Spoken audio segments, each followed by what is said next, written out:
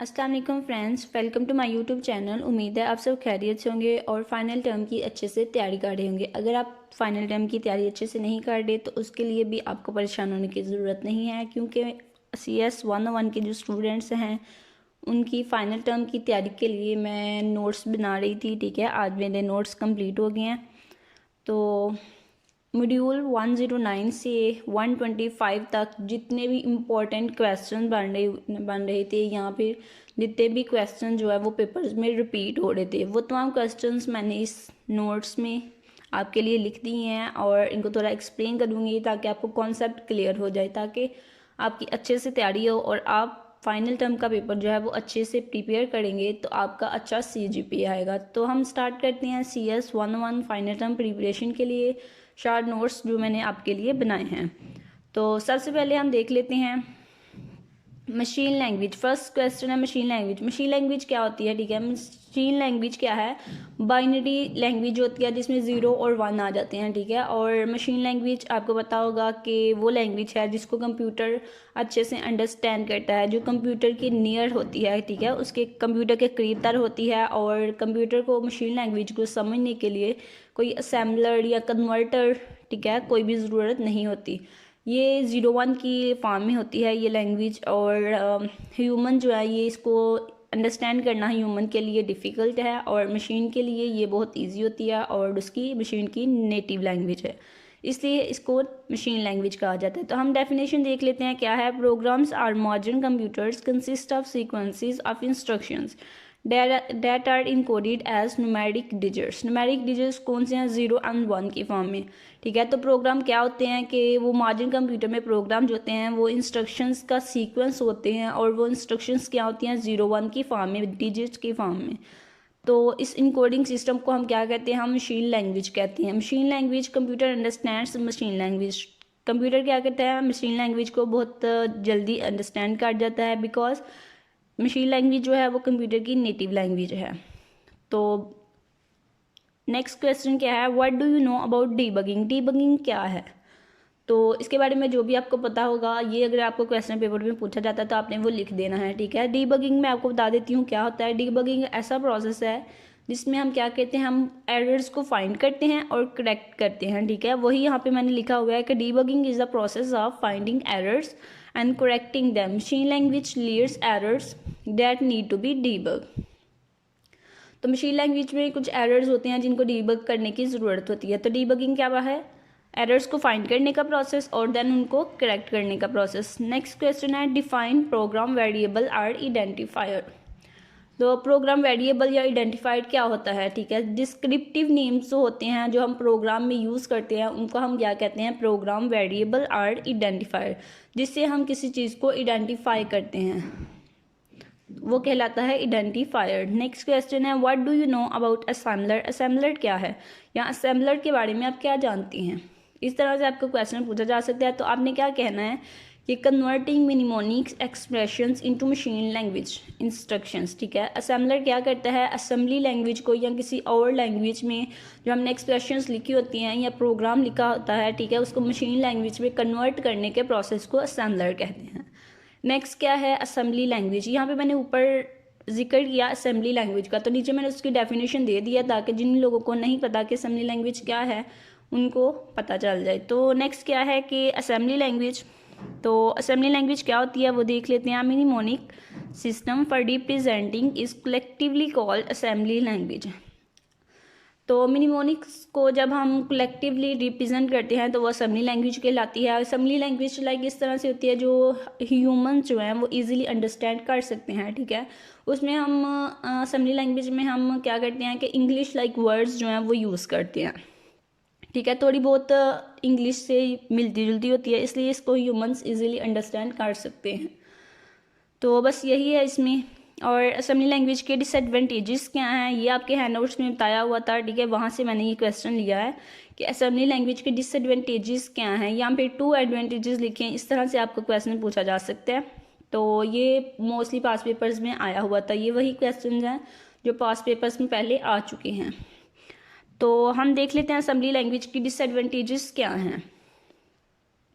A disadvantage of an assembly language is that a programmer also not required to code instructions in numeric form, is still forced to think in terms of small incremental steps of machine language. ठीक है, तो assembly language का disadvantage क्या है कि इसको हम understand तो कर लेते हैं असेंबली लैंग्वेज को, बिकॉज ये इंग्लिश लाइक लैंग्वेज होती है, बट क्या है कि इसको हमें मशीन पे चलाने के लिए हमें एक असेंबलर की ज़रूरत होती है, इसको कन्वर्ट करने की ज़रूरत होती है मशीन लैंग्वेज में, तो इसकी ये एक डिसएडवांटेज है। नेक्स्ट क्या है कि assembly language were so revolutionary that they became known as second generation language, the first generation being the machine language. तो ये असेंबली लैंग्वेज जो है इसे हम सेकंड जनरेशन लैंग्वेज भी कहते हैं, और फर्स्ट जनरेशन लैंग्वेज कौन सी है, जो मशीन लैंग्वेज जिसका मैं आपको पहले बता चुकी हूँ। तो ये MCQs में भी आपसे पूछा जा सकता है फर्स्ट जनरेशन लैंग्वेज कौन सी है, सेकंड जनरेशन लैंग्वेज कौन सी है, और ये इसका डिसएडवांटेज भी है, ये आपने काट लेना है। नेक्स्ट क्या है कि डिफरेंस बिटवीन असेंबली लैंग्वेज और मशीन लैंग्वेज के दरमियान डिफरेंस बताएं। ठीक है, उनमें क्या फ़र्क है, तो यहाँ पे वो भी मैंने लिख दिया हुआ है, difference in simply in the syntax use to represent them. ठीक है, तो बेसिक डिफरेंस जो है ये इन दोनों लैंग्वेज के दरमियान वो ये है कि इनका सिंटैक्स जो है वो डिफरेंट है।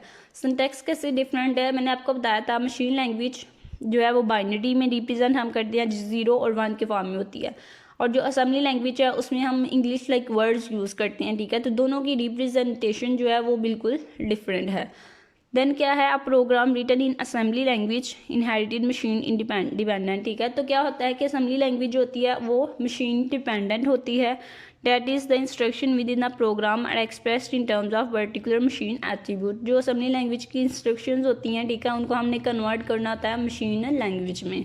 इन टर्न आप program written in assembly language can not be easily, तो वही बात बता रहा है कि किसी और कंप्यूटर में design it must be written to comfort new program written in assembly language can not be easily transported to another. ठीक है, तो एक कंप्यूटर के लिए जो हमने असेंबली लैंग्वेज प्रोग्राम लिखा है उसको दूसरे कंप्यूटर पे चलाना जो है वो इतना कंफर्ट नहीं है। ठीक है, उसके लिए हमें कन्वर्टर या असेंबलर की ज़रूरत होगी। नेक्स्ट क्या है, डिफाइन इंटरप्रेटर।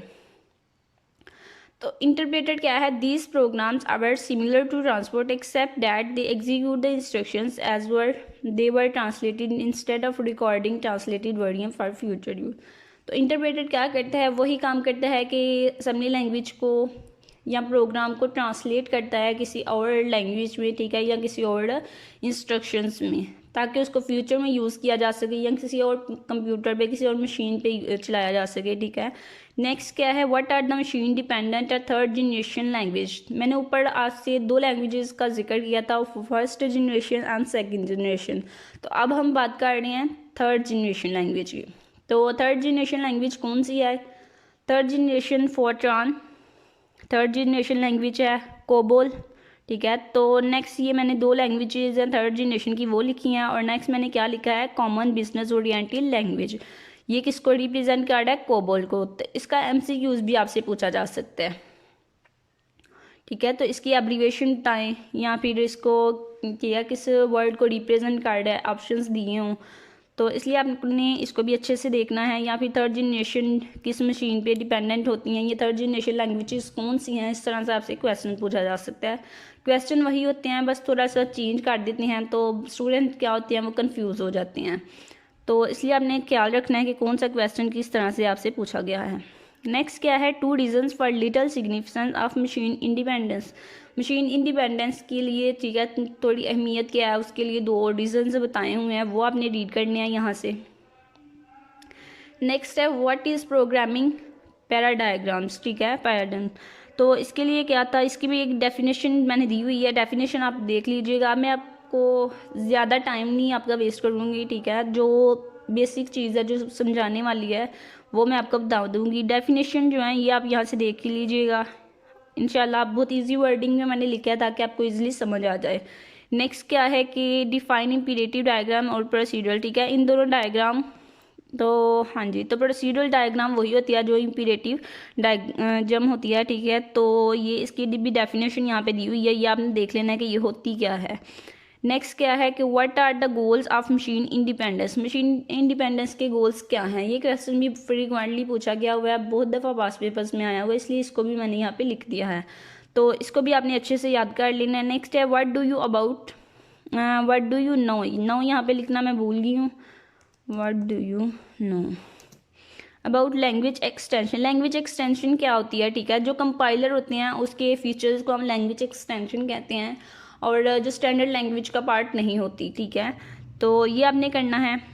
क्वेश्चन 2 मार्क्स का या 3 मार्क्स का आपसे पूछा जा सकता है, या फिर MCQs में पूछा जा सकता है लैंग्वेज एक्सटेंशन क्या है। नेक्स्ट है tell about language programming. Language programming के बारे में थोड़ा सा बताएं, तो वो आपने यहाँ पे बताना है लैंग्वेज प्रोग्रामिंग के बारे में। रीड कर लीजिएगा। डेक्लेरेटिव डायग्राम क्या होती है, उसकी डेफिनेशन है, वो भी मैंने लिख दी है। नेक्स्ट क्या है कि इन प्रोग्राम का डेक्लेरेटिव डायग्राम, प्रोग्रामर का क्या टास्क होता है, उसने क्या काम करना होता है। तो उसने ये काम करना होता है कि उसने प्रॉब्लम को जो है उसकी स्टेटमेंट को प्रिसाइजली बनाना होता है, ठीक है। ये नहीं करना होता कि प्रॉब्लम को सॉल्व कैसे करना है, उसका एल्गोरिथम लिखने बैठ जाए, नहीं। उसके प्रोग्रामर का टास्क ये होता है कि उसने प्रॉब्लम को अच्छे से डिफाइन करना है कि प्रॉब्लम है क्या, ठीक है। तो यही है, यहाँ पे मैंने लिखा हुआ है, आप रीड कर लीजिएगा।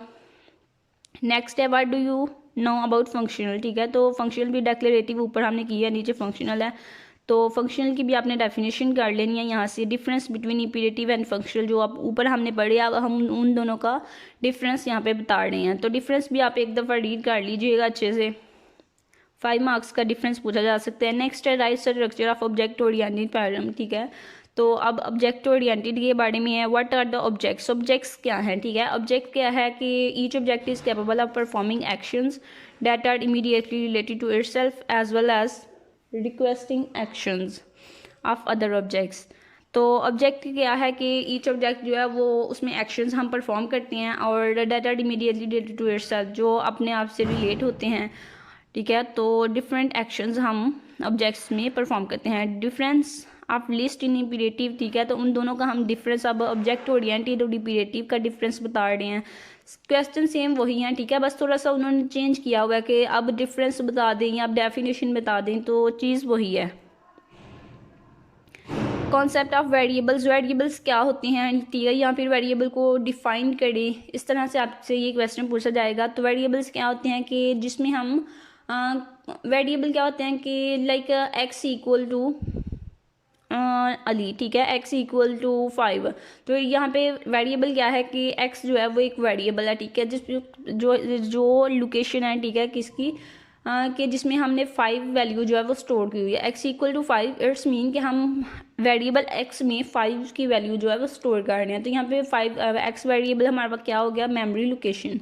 तो यहाँ पे डेफिनेशन में देख लेते हैं क्या है कि high level programming languages allow locations in the main memory to be referenced by descriptive names rather than by numeric addresses, ठीक है। तो सेम वही बात कि अगर हम कहते हैं x इक्वल टू है 5, तो अब यहाँ पे x इक्वल टू 5 में क्या होगा, x हमारा वेरिएबल होगा, लोकेशन होगी मेन मेमोरी में, जहाँ पे हम क्या कर रहे हैं, हम 5 वैल्यू जो है उसको स्टोर कर रहे हैं, ठीक है। तो यही वेरिएबल्स है।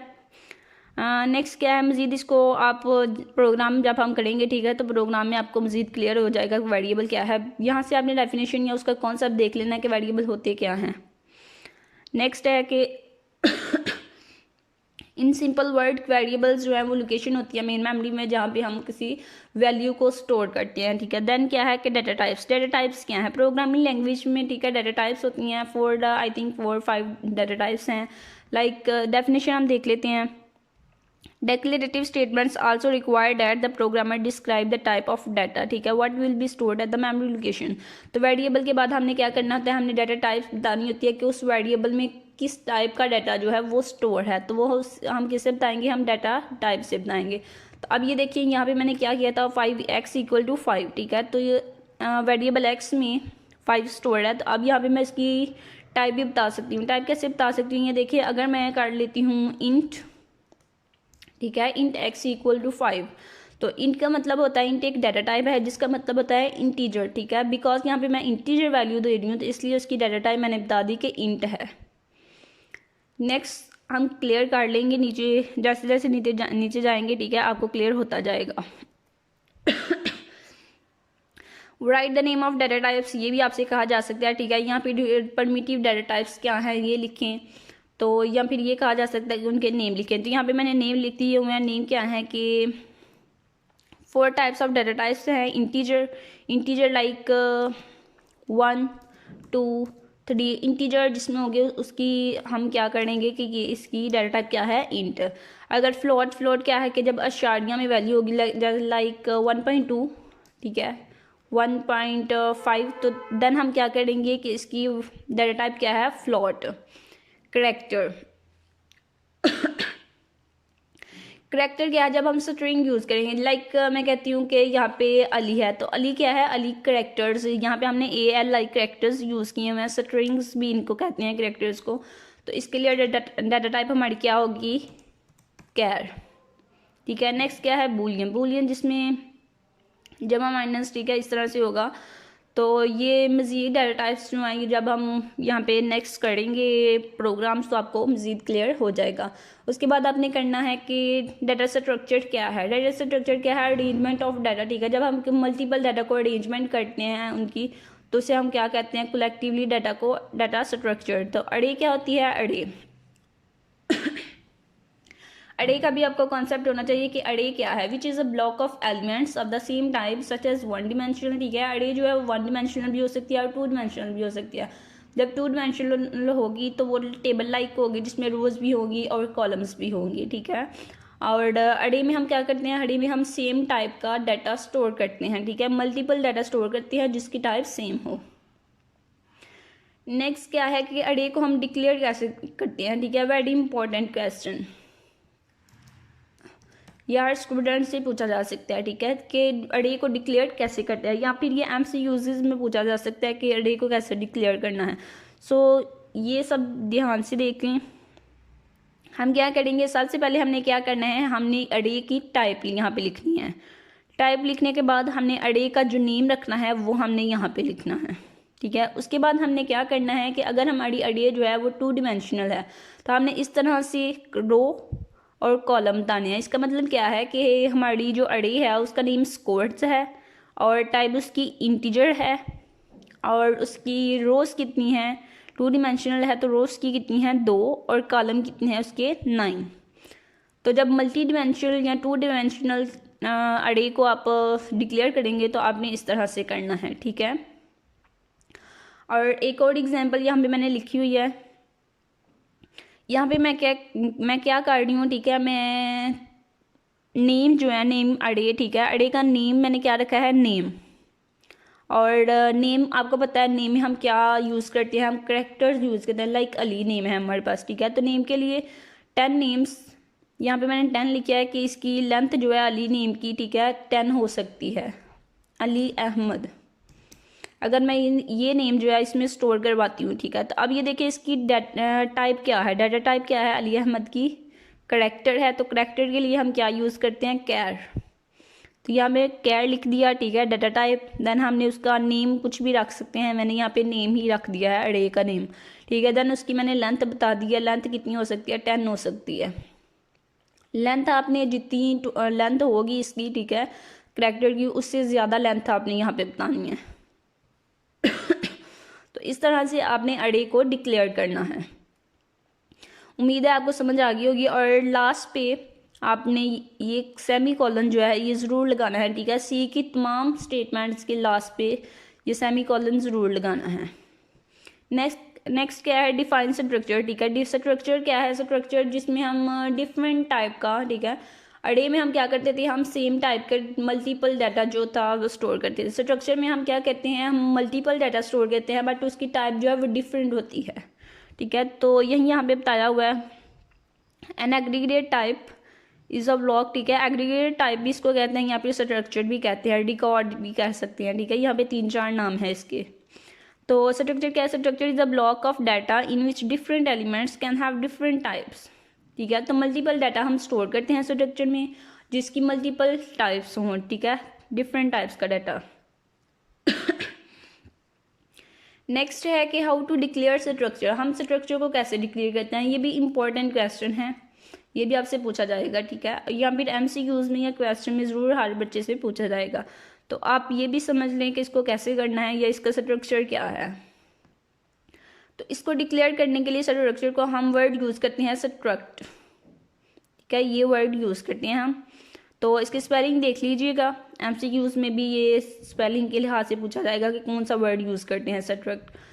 देन हम क्या करते हैं, सेम उसी तरह से हम अरे जो है वो डिफाइन कर देते हैं। स्टार्ट में हम क्या करते हैं, पहले सब्ट्रैक्ट वर्ड लगा लेते हैं, ठीक है। देन हम ब्रैकेट लगाते हैं, ब्रैकेट लगाने के बाद सेम उसी तरह से अरे जो है वो हम डिफाइन करते हैं। उसके बाद हम क्या किया, यहाँ पे हम 2 वेरिएबल्स ले रहे हैं, ठीक है। यहाँ पे हमने एज वेरिएबल एक लिया है और उसकी टाइप क्या रखी है, इंट।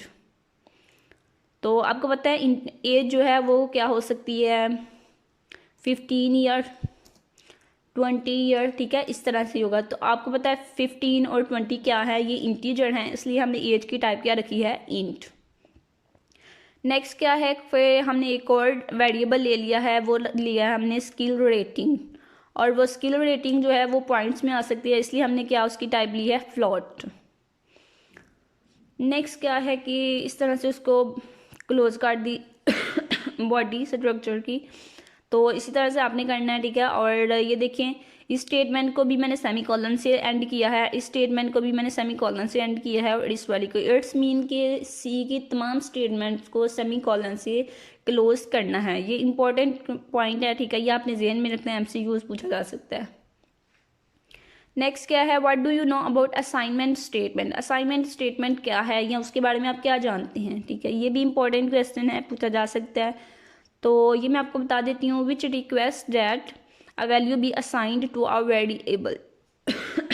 जब हम किसी वेरिएबल को कोई वैल्यू असाइन करते हैं तो हम क्या करते हैं, ये असाइनमेंट स्टेटमेंट है, ठीक है, कि किसी वेरिएबल को वैल्यू असाइन हो रही है। लाइक हम यहाँ पे लिख लेते हैं कि x इक्वल है a जमा b। तो अब यहाँ पे हम क्या कर रहे हैं, हम असाइनमेंट स्टेटमेंट, ठीक है, असाइनमेंट कर रहे हैं, असाइन a जमा b की वैल्यू को ऐड कर रही हैं, और जो रिजल्ट आ रहा है उसको हम असाइन कर रहे हैं किसी x को। तो इट्स मीन यहाँ पे क्या हो रही है, असाइनमेंट स्टेटमेंट इसको कहेंगे, और इसको लास्ट पे एंड किस पे करेंगे, सेमी कॉलन से, ठीक है। x इक्वल टू a जमा b, इट्स मीन की असाइनमेंट स्टेटमेंट में है, असाइनमेंट स्टेटमेंट है कैसे कि हम a और b की वैल्यू को जमा करके उसका रिजल्ट जो आ रहा है वो हम असाइन कर रहे हैं x को। तो इस तरह की जब स्टेटमेंट आएगी तो आपने कहना ये असाइनमेंट स्टेटमेंट है, ठीक है।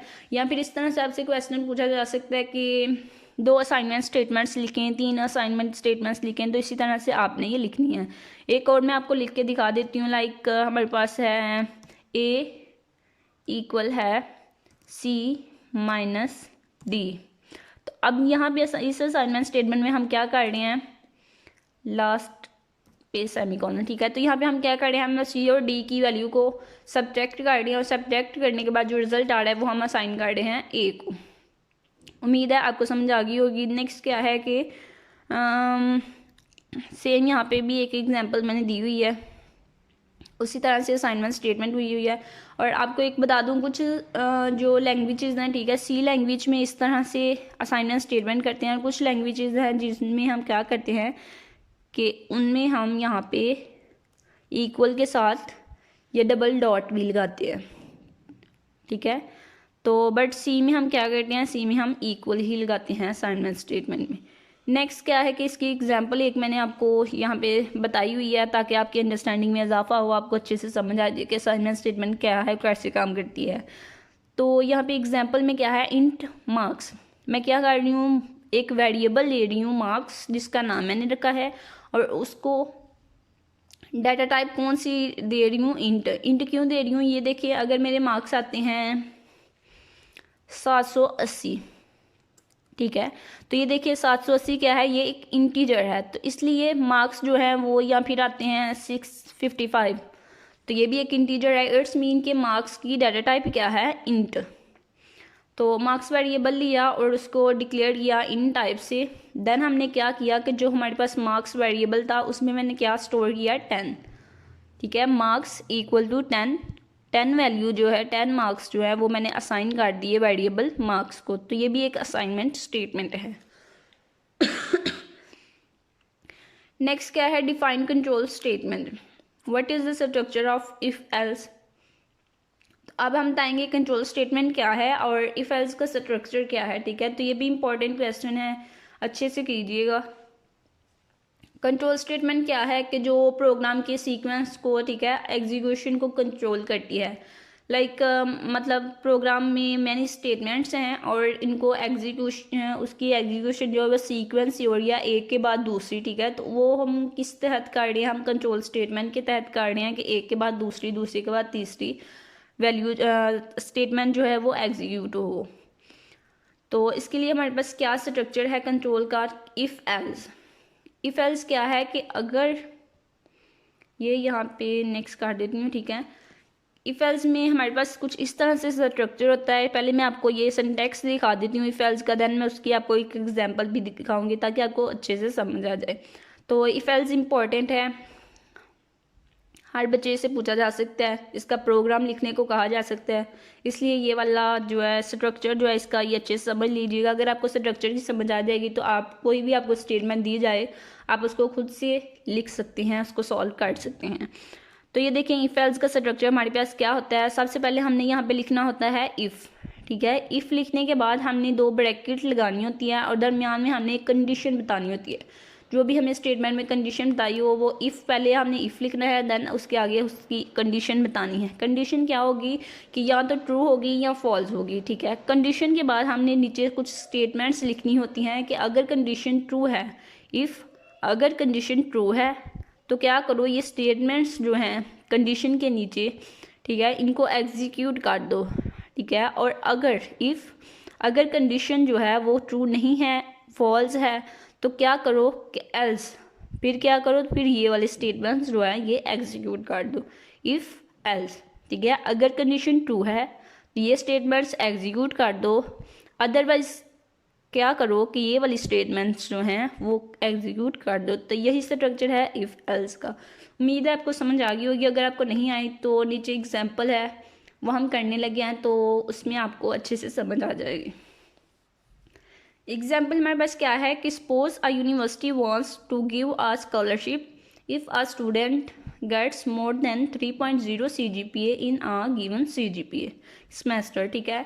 तो क्या कह रहा है कि सपोज कर रहे हैं कि कोई यूनिवर्सिटी है, उसने कंडीशन क्या रखी हुई है कि अगर स्टूडेंट जो है वो 3.0 से ज़्यादा CGPA लेते हैं तो उन स्टूडेंट्स को स्कॉलरशिप देगी, ठीक है। तो अब हमारे पास कंडीशन क्या होगी कि CGPA जो है वो 3 से ज़्यादा होना चाहिए, ठीक है। जब 3 से ज़्यादा CGPA होगा तब स्कॉलरशिप देगी यूनिवर्सिटी, अदरवाइज़ नहीं देगी। तो इसके लिए इफ़ एल्स का स्ट्रक्चर हम देख लेते हैं कि क्या बनेगा। फर्स्ट ऑफ ऑल तो ये देखें कि यहाँ पे 3.0 है, इट्स मीन कि ये पॉइंट्स में है और पॉइंट्स के लिए मैंने आपको बताया था कौन सी डाटा टाइप यूज़ होगी, फ्लोट। तो हम यहाँ पे क्या करेंगे, सबसे पहले हम एक वेरिएबल लेंगे, ठीक है।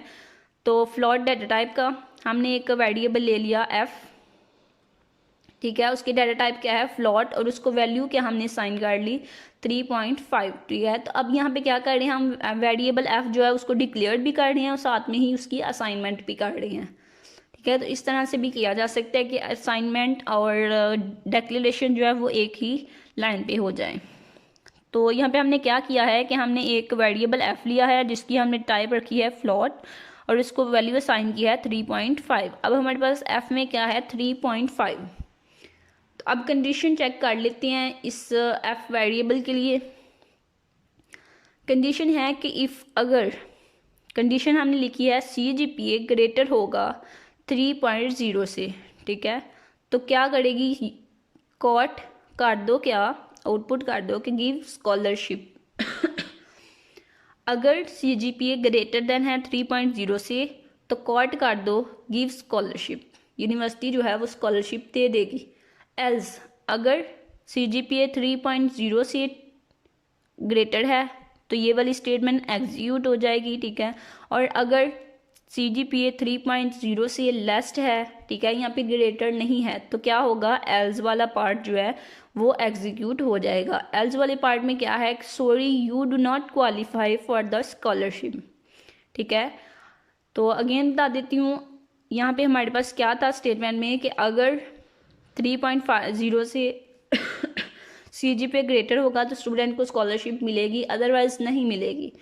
तो यहाँ पे इफ एल्स के स्ट्रक्चर में हमने लिख दिया कि इफ़ अगर CGPA ग्रेटर देन है 3.0 से तो आउटपुट क्या जनरेट कर दो, गिव स्कॉलरशिप दे दो, एल्स अदरवाइज क्या करो, sorry you do not qualify for the scholarship, ये मैसेज जो है ये प्रिंट कर दो कि आप स्कॉलरशिप के लिए क्वालिफाई नहीं कर सकते। उम्मीद है इफ एल्स का स्ट्रक्चर आपको समझ आ गया होगा। डिफाइन लूप क्या होता है, ठीक है। नेक्स्ट स्टेटमेंट है हमारे पास लूप भी एक कंट्रोल स्टेटमेंट है, ठीक है। तो लूप क्या करता है, जब हमने मल्टीपल ठीक है बार बार लूप चलाना हो, ठीक है, बार बार एक ही इंस्ट्रक्शन को एग्जीक्यूट करना हो, तो उसके लिए हम लूप लगा लेते हैं ताकि कोड जो है वो लेस हो जाए, ठीक है, और हमारा काम जो है वो हो जाए। तो यहाँ पे हम क्या करेंगे, देखें, you just need to give one statement that is printing counting and you need to tell that how many times, ठीक है। तो आपने क्या करना है, लूप ने हमने अगर हम किसी स्टेटमेंट को 5 टाइम्स चलाना चाहते हैं, ठीक है, तो हम एक ही दफ़ा एक स्टेटमेंट से उसको 5 दफ़ा हम चला सकते हैं। कैसे चला सकते हैं, लूप के ज़रिए। तो यहाँ पे मैं आपको एग्जांपल में बताती हूँ, देन आपको लूप की अच्छे से समझ आ जाएगी। अगेन उसी तरह से हमने क्या किया, हमने एक वेरिएबल आई लिया, ठीक है, और उसको टाइप किया the int, it's mean I equal to 1 है, तो 1 इंटीजर है, तो वेरिएबल आई में हमने वैल्यू 1 स्टोर करवाई और टाइप उसकी क्या है, इंट क्यों है, क्योंकि उसमें वैल्यू को क्या है, इंटीजर। तो इंट आई इक्वल टू 1 हमने एक वेरिएबल डिक्लेयर करवाया और साथ ही उसकी इनिशियलाइज करवा दी। तो देन हमने क्या किया कि हमने एक लूप लगाया, वाइल लूप हमने एक लूप लगाया वाइल, ठीक है, वाइल क्या है, एक लूप है। वाइल लूप हमने लगाया कि नेक्स्ट उसमें कंडीशन लिखी सेम उसी तरह से जैसे इफ़ में हमने कंडीशन लिखी थी। तो अब हम लूप को 5 टाइम्स चलाना चाहते हैं, 5 को, ठीक है। तो यहाँ पे क्या हम कंडीशन में लिखेंगे कि आई जब तक लेस देन है या इक्वल है 5 के, ठीक है, तो आई जो है उसको प्रिंट करते जाओ, ठीक है। हम क्या करना चाहते हैं कि हाँ अगर 5 जो है वो आई जो है वो 5 से छोटा है तो हम उसको बार बार प्रिंट करवाना चाहते हैं, ठीक है। तो इसके लिए हमने ये नहीं किया कि हमने 5 टाइम्स उसकी स्टेटमेंट लिखी कि एक दफ़ा प्रिंट करो, दूसरी दफ़ा करो, तीसरी दफ़ा, ठीक है। हमने एक सिंपल एक लूप लगा दिया जिससे वो 5 टाइम जो है खुद ब खुद चल जाएगा, ठीक है। तो यहाँ पे हमने क्या लिखा, हमने वाइल लिख दिया, वाइल जब तक, नेक्स्ट हमने कंडीशन लिखी कि जब तक आई जो है वो लेस देन है, छोटा है या इक्वल है 5 के, तो क्या करो कि प्रिंट कर दो आई, ठीक है। आई को प्रिंट करने के बाद क्या करो कि आई में इंक्रीमेंट कर दो 1 का, आई प्लस 1 है तो इट्स मीन 1 का इंक्रीमेंट हो रहा है। तो आई में की वैल्यू में हमने 1 का इंक्रीमेंट किया, फिर हम यहाँ पे गए वाइल पे, ठीक है। फिर हमने आई की वैल्यू चेक की, अगर आई की वैल्यू 5 से लेस है तो हमने क्या किया, आई को प्रिंट कर दिया और फिर आई की वैल्यू में इंक्रीमेंट किया, फिर से वाइल पे गए, तब तक हम ऊपर जाते रहेंगे जब तक आई की वैल्यू जो है वो 5 से बड़ी ना हो जाए, ठीक है। जब आई की वैल्यू 5 से बड़ी हो जाएगी तो क्या होगा, ये कंडीशन फॉल्स हो जाएगी और वाइल की बॉडी में हम एंटर नहीं होंगे और प्रोग्राम टर्मिनेट कर जाएगा, ठीक है। तो यहाँ पे अगेन बता देती हूँ, आई की वैल्यू क्या है 1, ठीक है। तो हमने वाइल लूप पे हम आए, हमने कंडीशन चेक की कि आई जो है वो 5 से छोटा है कि बड़ा है, ठीक है। तो आई की वैल्यू 1 है तो 1 जो है वो लेस देन है 5 से, इट्स मीन कि हमारी कंडीशन ट्रू है। तो हम इसकी वाइल लूप की बॉडी में आ गए, ठीक है। बॉडी में आके तो यहाँ पे क्या स्टेटमेंट लिखी हुई थी, कॉट 1, ठीक है। तो इट्स जब कॉट लिखा होगा सी आउट, ठीक है, ये क्या है, सी आउट। तो इसका मतलब होता है कि जो भी स्टेटमेंट लिखी है, ठीक है, उसको प्रिंट कर दो, ठीक है, उसकी आउटपुट दे दो। तो सी आउट में हमने आउटपुट दी आई, ठीक है। आई की वैल्यू 1 थी तो क्या हुआ कि 1 हमारे पास क्या आ गई, आउटपुट आ गई, ठीक है। तो आउटपुट 1 आ गई। नेक्स्ट स्टेटमेंट क्या है, नेक्स्ट इस स्टेटमेंट पे आए तो यहाँ पे क्या था कि आई की जो भी वैल्यू है उसमें 1 का इंक्रीमेंट करो और उसको असाइन कर दो आई को। तो आई की वैल्यू क्या है 1 प्लस 1 इंक्रीमेंट किया हमने, आई की वैल्यू 2 हो गई। तो अब यहाँ पे आई में क्या स्टोर है, 2। हम अगेन ऊपर गए, आई की वैल्यू अब 2 है तो 2 भी 5 से लेस है, अगेन हम बॉडी में एंटर हो गए, 2 हमने प्रिंट किया, ठीक है। तो यहाँ पे आ जाएगा 2 आउटपुट में आ गया। देन फिर नेक्स्ट स्टेटमेंट एग्जीक्यूट हुई तो आई की वैल्यू में इंक्रीमेंट हुआ, अब आई की वैल्यू 3 होगी, अगेन हम ऊपर जाएंगे, ठीक है। तब तक ऊपर जाते रहेंगे जब तक आई की वैल्यू जो है वो 5 से बड़ी नहीं हो जाती। तो उम्मीद है आपको लूप की समझ आ गई होगी। नेक्स्ट क्या है, कंकरेंट प्रोसेसिंग, ठीक है। तो कंकरेंट प्रोसेसिंग कौन सी है, जब हम मल्टीपल स्टेटमेंट्स को, ठीक है, एक ही वक्त में, बैक वक्त में चलाते हैं तो उसको हम क्या कहते हैं, पैरेलल प्रोसेसिंग या फिर कंकरेंट प्रोसेसिंग।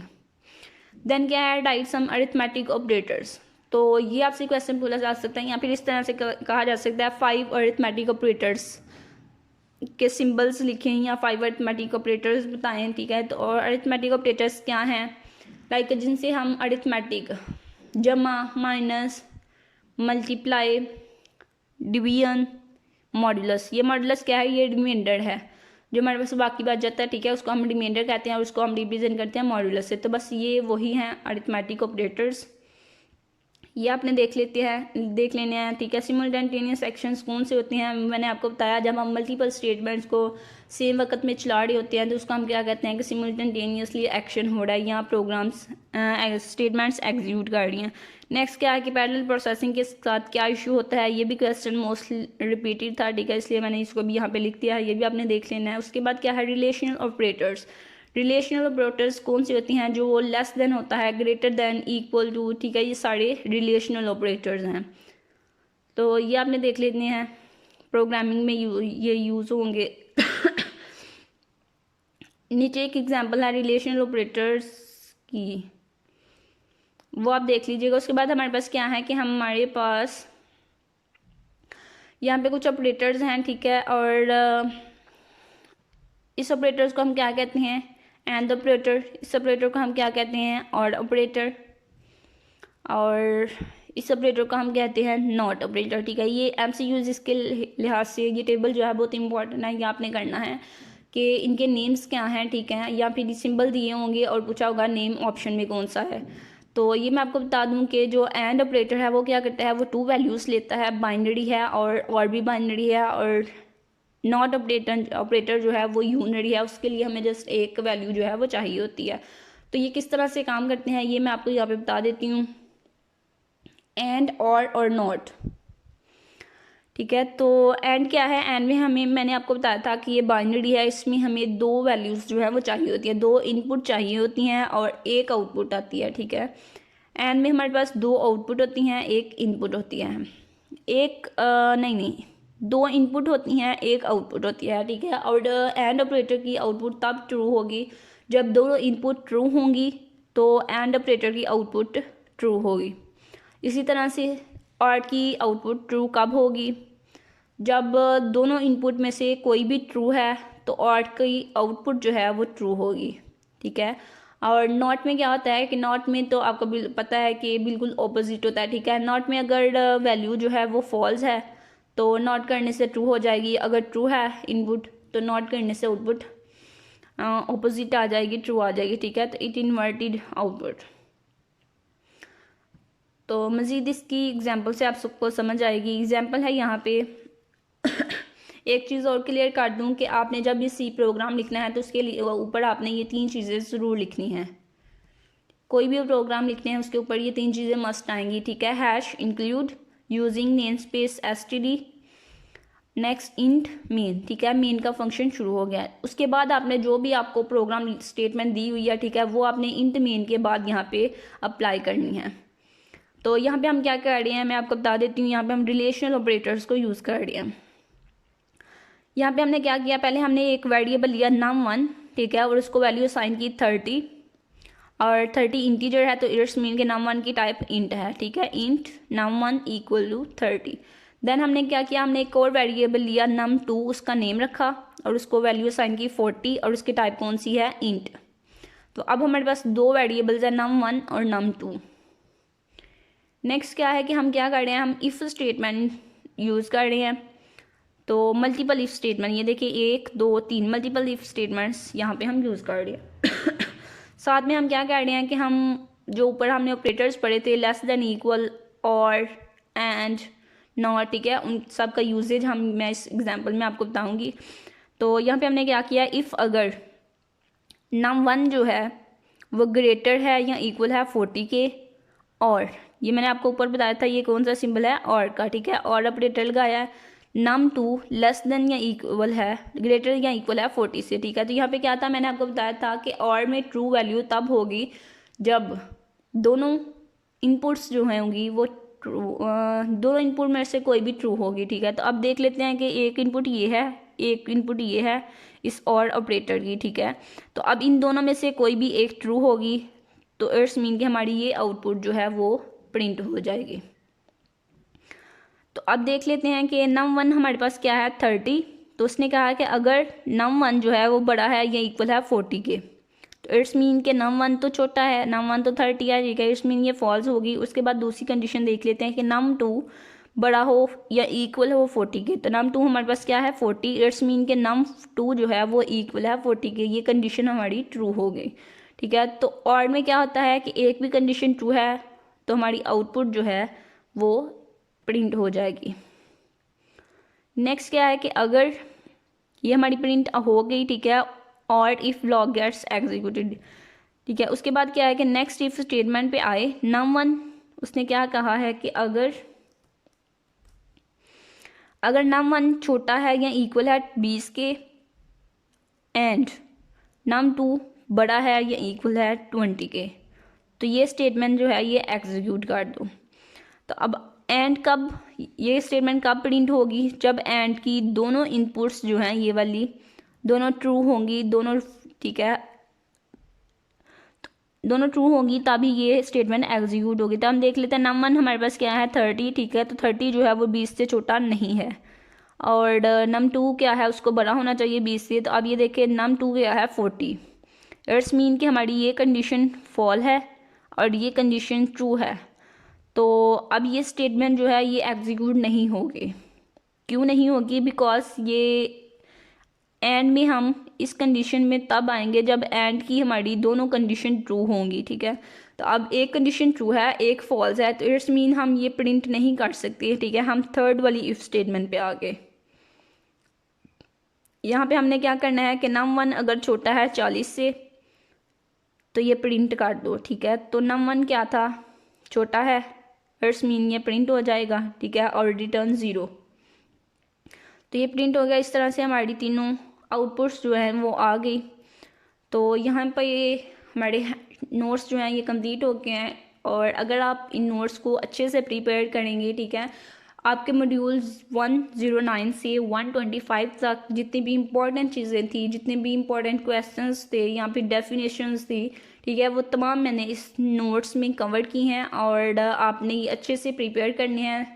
और जब तक मेरी नेक्स्ट वीडियो नहीं आती तब तक आपने इन नोट्स को अच्छे से प्रिपेयर कर लेना है, ताकि आपके फाइनल टर्म की तैयारी जो है वो अच्छे से हो सके। और अगर आपको ये नोट्स चाहिए तो आप मुझे कमेंट बॉक्स में बता सकते हैं, मैं आपको ये नोट्स भी प्रोवाइड कर दूँगी।